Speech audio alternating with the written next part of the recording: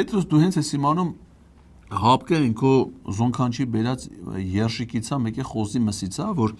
տանես դնես սարցարանում, սառեցվի, հետո հանես, տաքացնես ուտես։ Տենց չի։ Հապկը, Պետրոս, դա միջազգային ռազմաքաղաքական կազմակերպություն է,